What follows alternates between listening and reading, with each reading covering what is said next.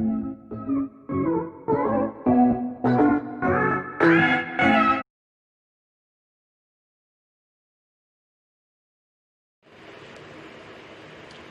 guys, how are you? I hope you must be keeping well. Welcome to my channel Real Gem. Once again, I am in front of you with a new video regarding message writing. That is how to write a message. I hope you must understand it and then practice it and score good marks in the examination.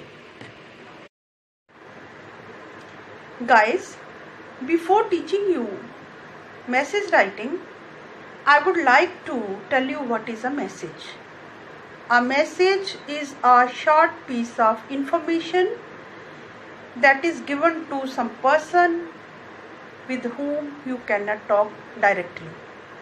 Example, if you are at school and your mother is at home, your mother has an urgency to go out, then what she will do, she will write a message for you. When you will come from the school, you will read that message and come to know where your mother has gone. This is the message. Now message can be written as well as oral. एक example और ले लेते हैं। जैसे आप message phone पे ही किसी को भेजते हो, वो लिख के भेजते हो तो उसे हम बोलते हैं रिटन मैसेज। और जब आप बोल के मीन्स रिकॉर्डिंग करके आप किसी को मैसेज भेजते हो तो तब हम इसको बोलते हैं ओरल। इसका मतलब हो गया message can be written as well as oral. दोनों ही तरह से आप मैसेज किसी को भेज सकते हो। किसी को लिख के बताओगे तो छोड़ सकते हो उसके लिए मैसेज लिख के, और बोल के भी रिकॉर्डिंग भी कर सकते हो तो तब भी भेज सकते हो। Let's learn how to write a message.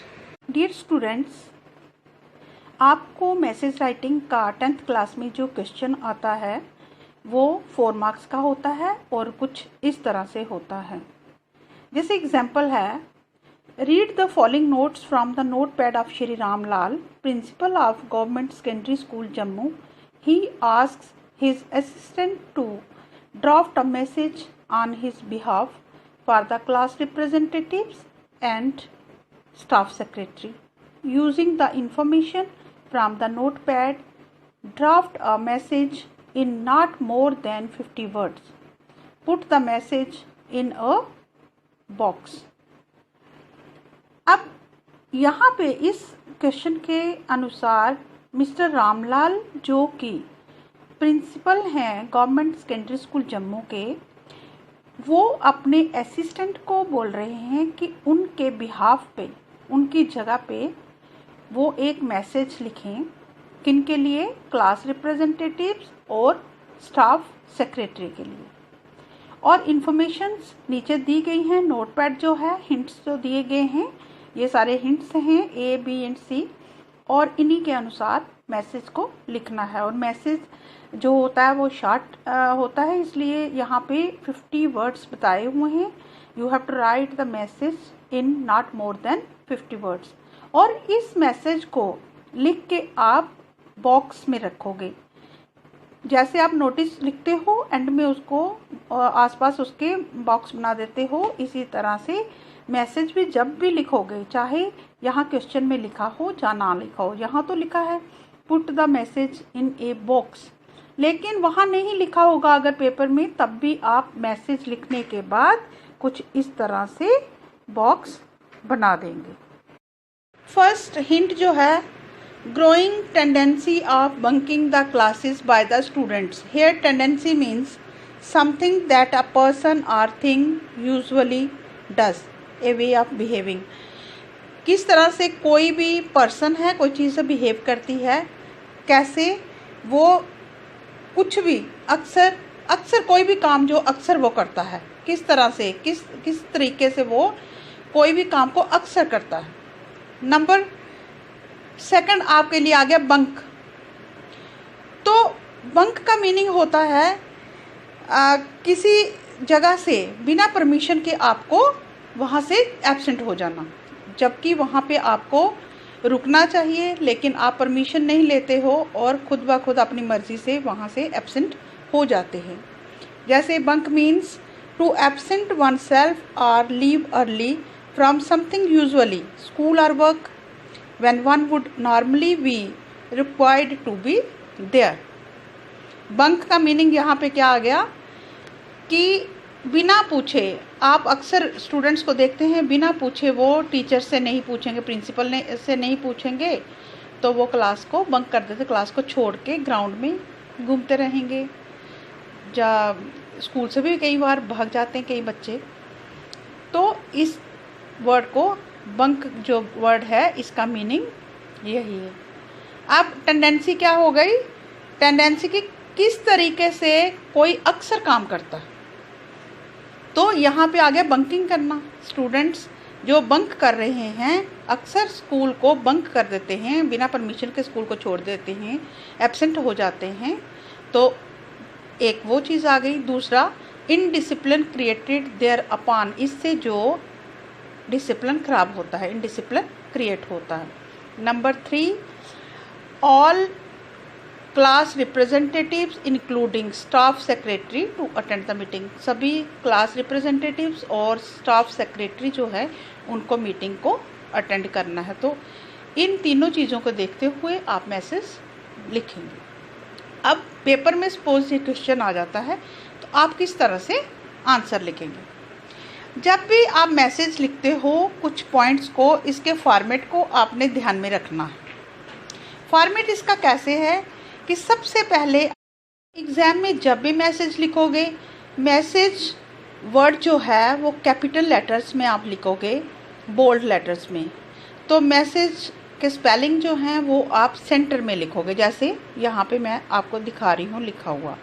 उसके बाद अगर कोई स्कूल का नाम दिया होता है, ऑर्गेनाइजेशन का नाम दिया होता है या किसी ऑफिस का नाम होता है, तो वो आप उसके नीचे इस तरह से लिख दोगे।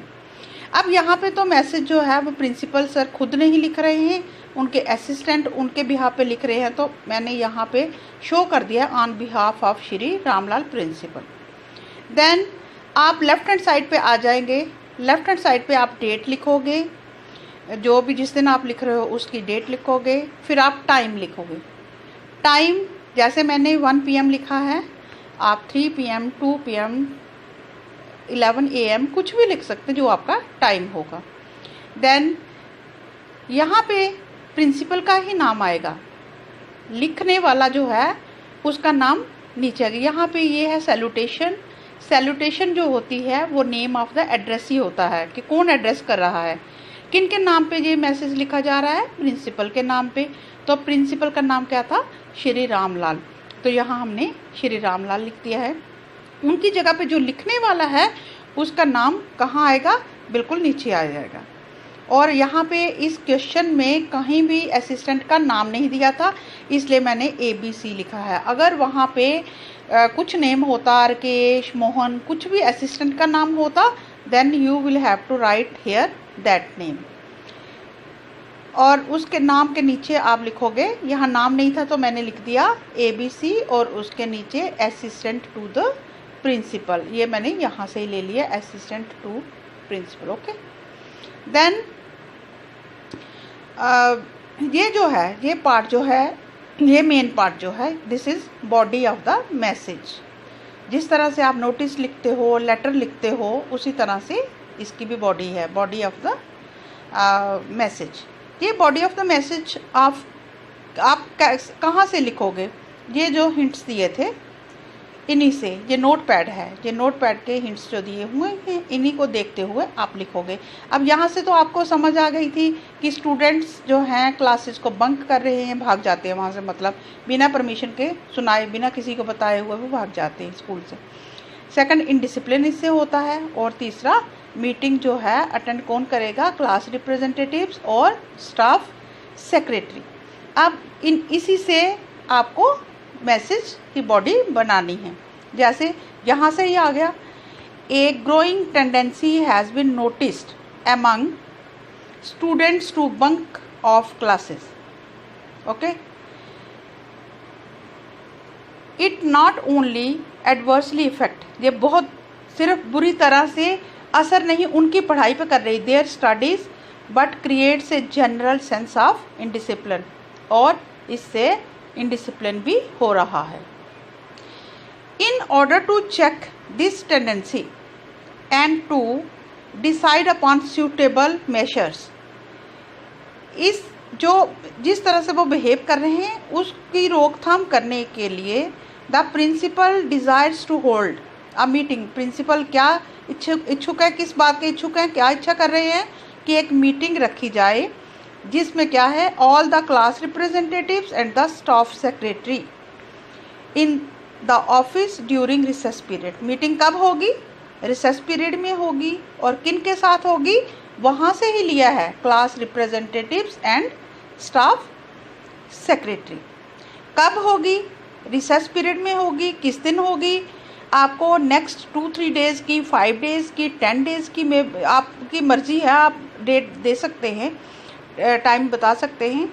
मैंने यहाँ लिखा है on Friday 9th day of this month, इस महीने की 9th तारीख को। 9th day means 9th date मैं लिख रही हूँ 8 अक्टूबर को, तो मैंने एक दिन का टाइम दिया, आप 2 का, 3 का, अपनी इच्छा है, आप दे सकते हैं, तो वो आप दे के टाइम लिख सकते हैं अपने अकॉर्डिंगली, डे भी उसी के हिसाब से लिख सकते हैं। All are requested to attend the meeting, सबको रिक्वेस्ट की जा रही है कि वो मीटिंग अटेंड करें। किन को रिक्वेस्ट की जा रही है? यही all class representatives and staff secretary को रिक्वेस्ट की जा रही है कि वो मीटिंग को अटेंड करें। अब लिखने वाला जो है उसका नाम जो है वो नीचे दिया जाता है, बिल्कुल नीचे। यहाँ पे नाम नहीं था, कोई भी नाम नहीं था। असिस्टेंट टू द प्रिंसिपल जो थे, जिन्होंने ये लिखा है नोटिस, तो उनका नाम नहीं था, तो हमने ABC लिखा। अगर सपोज़ यहाँ पे असिस्टेंट का नाम भी दिया होता, कोई भी जो भी नाम होता, तो आप यहाँ in place of ABC you will write that name. Last thing जो वेरी इम्पोर्टेंट है वो है कि आप क्या करेंगे, इस मैसेज को 50 वर्ड्स में, तकरीबन पेपर में शॉर्ट मैसेज होता है तो 50 वर्ड्स का ही आता है, तो आप शॉर्ट मैसेज ही लिखेंगे, तकरीबन 50 वर्ड्स के आसपास ही लिखेंगे। और very important thing is to put this message in a box. यहाँ पे क्वेश्चन में लिख दिया है put the message in a box, अगर ना भी लिखा हो तो तब भी आपको इस तरह, जिस तरह से नोटिस राइटिंग में आप मैसेज को एक बॉक्स में रखते हो, इसी तरह ये देखो मैंने बॉक्स बना दिया है, बिल्कुल इसके आसपास मैसेज मैंने बॉक्स बनाया, आपको दिख रहा होगा ये पूरा, है ना, बॉक्स बना हुआ है। तो आपने इस तरह मेन चीज़ें जो हैं, अब मैं आपको बताऊं, ये पेपर में आता है, मैसेज राइटिंग आता है 4 मार्क्स का, ठीक है। तो 4 मार्क्स में सब मार्क्स आपके डिवाइड होते हैं। देखो स्कूल का है, जहाँ ऑर्गेनाइजेशन है, जहाँ ऑफिस है, उसका नाम का अलग हाफ मार्क होगा। फिर मैसेज जो लिखा ऊपर आपने उसका भी होगा, डेट, टाइम, फिर नेम ऑफ द एड्रेसी का होगा, फिर जो लिखने वाला है मैसेज जो लिख रहा है उसका नाम भी होगा। तो ये सारी चीज़ें मिला के, और एक जो आप बॉक्स बना रहे हो उसका भी मार्क्स अलग से होंगे और बॉडी के अलग से होंगे, ठीक है। तो आप बच्चा कोई एवरेज भी होता है, कम से कम out of 4 marks he can get 3 marks if he और she write as I am telling you, okay. और अगर आप इस तरह से लिखते हो तो ये चीज़ें तो आपको आना ही चाहिए कि आपने मैसेज कैपिटल में लिख दिया, देन स्कूल का नाम, ऑर्गेनाइजेशन कोई भी है उसका नाम लिख दिया, फिर डेट लिखी, टाइम लिखी, फिर एड्रेसी जो है, जो मैसेज लिखवा रहा है उसका नाम, जिसको लिख रहे हैं आप, तो फिर लिखने वाले का नाम, ठीक है। तो इस तरह से क्या हो जाएगा, ये बॉक्स जब बना देते हो तो कम से कम हाफ मार्क्स तो आपके फ्री में आ जाते हैं। रह गई बात आपकी बॉडी की, तो बॉडी आप यहाँ से देख के लिखेंगे। इसमें बाय द वे आपकी कोई मिस्टेक हो भी जाती है तो कम से कम you can get, I think you can get 3 marks out of 4 marks. Okay. Dear students, I hope you must have understood how to write a message. If you need some help regarding any topic, do comment me. Thanks for watching my video. Stay home, stay safe.